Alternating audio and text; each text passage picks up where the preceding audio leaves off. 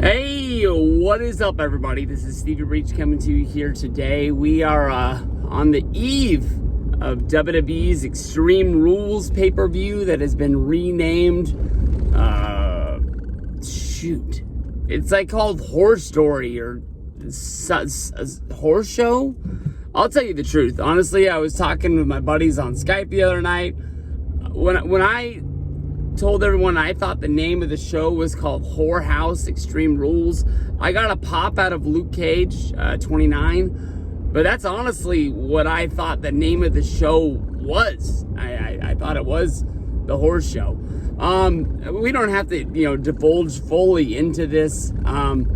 WWE, I think, honestly, is trying to put on a show. It's not like they're just putting on weekly television and weekly pay-per-views each and every week. Because of the fact that they got to get money for their television from USA and from Fox. I think they're honestly trying to put on the best show possible for the fans, but it is just highly not entertaining. I think some of it is due to what's on the show. I think some of it is due to the feel of it's not really wrestling. It's just, I don't know, just the fans is such a big appeal. I mean, when sports come back, football, baseball, basketball, we're going to have to see how those are like with nobody watching these games. The Kings played a game last year in front of like less than 500 people because there was a protest at Golden One that started right at game time. The NBA was scared that the protesters were going to come into the arena and maybe protest down on the floor. Due to fear of that, they closed the doors and actually didn't let anybody into the Kings game if they weren't already in. They locked it down. At no point during the game did they ever let anybody else in because of the fear of that happening. And, the Kings are the Kings. I love to watch them, but it definitely was a really weird feel to watch that game with barely anybody in the crowd. Even everybody moving from the cheapest seat in the house all the way down to the floor. You could really see that there was nobody there. There was no sound there, and just, it wasn't fun. WWE, they've tried things. They've had NXT people be the crowd. They've had, some fan members of like friends and family be there, but it just doesn't work.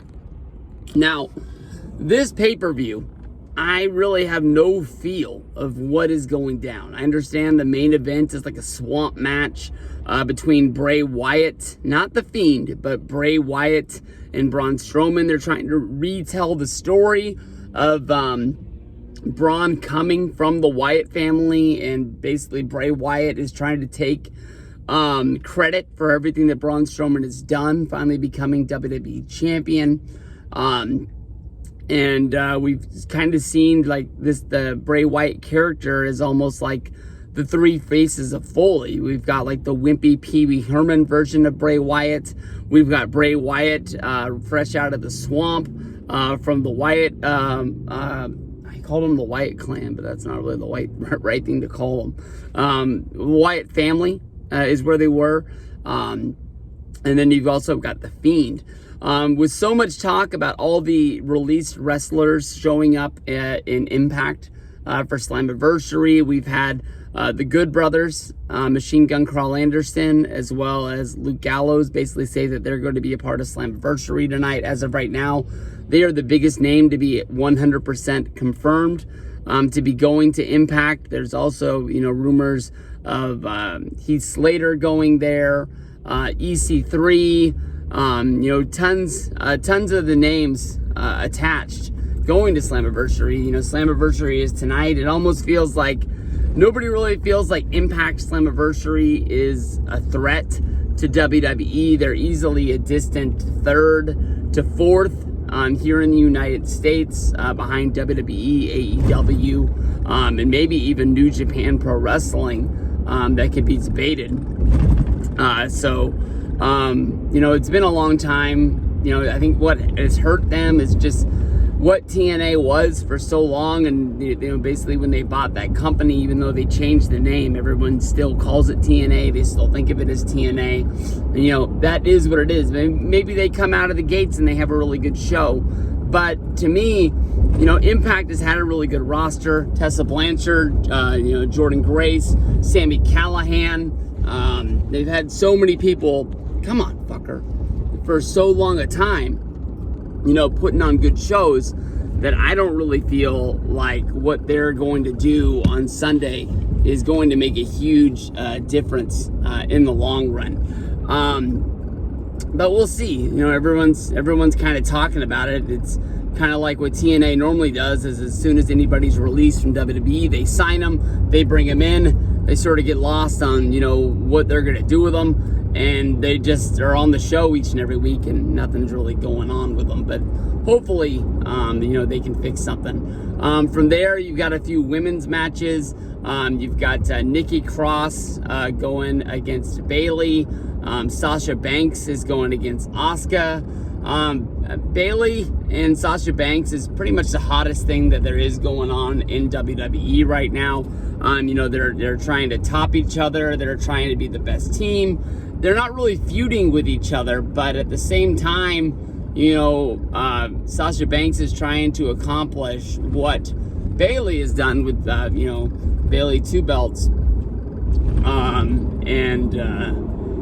We'll see what happens. I think that honestly, God dang it, I think that Banks is going to win the championship. But from there, I don't really know where they are going to go with that whole thing of them basically having, is it 3 belts or 4? They would have 4 belts, but they would have 3 championships, I guess you can say.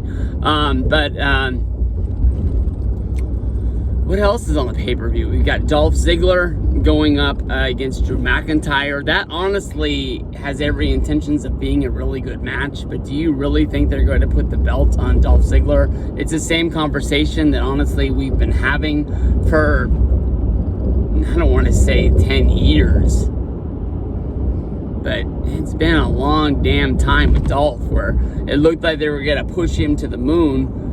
And then even when he won the championship, he had it for a month, he lost it, and then, when they did the draft in 2016, they made it seem like he was going to be a really big deal going against Ambrose for the WWE championship, and that didn't happen. And then, he had McIntyre as his backup, where it kind of looked like he was getting pushed to the championship, and it just never happened.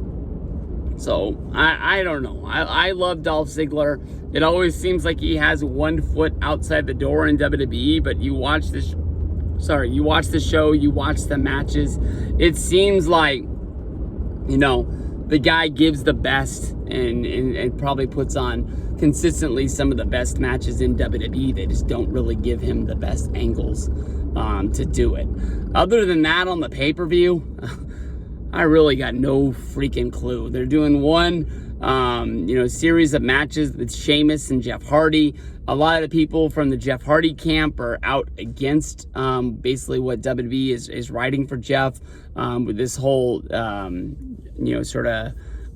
playing off of his alcohol and drug abuse problems. It was supposed to be a bar match, but I guess that's going to take place on SmackDown next week, because they got to have something for the people at Fox. We'll see what's going down. Probably some of the hottest matches that are happening is the AJ Styles versus Matt Riddle feud for the Intercontinental Championship. They had a rematch on SmackDown. Then at the end of the match, he was attacked by Baron Corbin. So I don't know if we're going to get Baron Corbin versus Matt Riddle on pay-per-view, or if that's leading to some sort of a tag match or something. But there's not very many matches named for this show. Obviously, they got to fill 3 hours. We'll see. I think it'll be fun to watch the Bray Wyatt versus Braun Strowman match, since it's obviously going to be played out like a movie, a lot like the Boneyard match was. But, not 100% sure. Should be Fun to watch. I'm guessing that I'll be watching it with Justin and Mike. We'll be doing the live stream, so make sure you go check out the RKO NWO channel. He normally hosts the Quarantine Chronicles live streams where we watch the pay-per-views. I've been uploading a lot of the stuff that I've been over there, trying to help them out. If you like what you've listened to and you like what you've seen, head on over there, because Justin and Mike consistently pump out videos every day because they're bored. They can't go to work. They can't go to the gym. They can't do this and that because of what's going on in the world right now. And almost since this has started, they've put up a Quarantine Chronicle video each and every day. Justin's uploading figure videos. At the very first point of quarantine, Justin sold all of his figures, and I guess he got bored and has started building like an Undertaker figure collection, and it's grown pretty big. And so he gets the Undertaker figures in the mail. They're like minute-long unboxings. Doesn't take long to watch it. Maybe you'll see something. He buys Kane too, I apologize. But it doesn't take long for him to pop these bad boys open. Maybe you'll see something that you used to have. Maybe you'll see something you like, and go out and spend a few bucks helping out your wrestling collection as well. So we've got the Whorehouse pay-per-view coming up on Sunday. We'll see what happens with that one once it's all said and done. Peace out, guys. I'll see y'all down the road.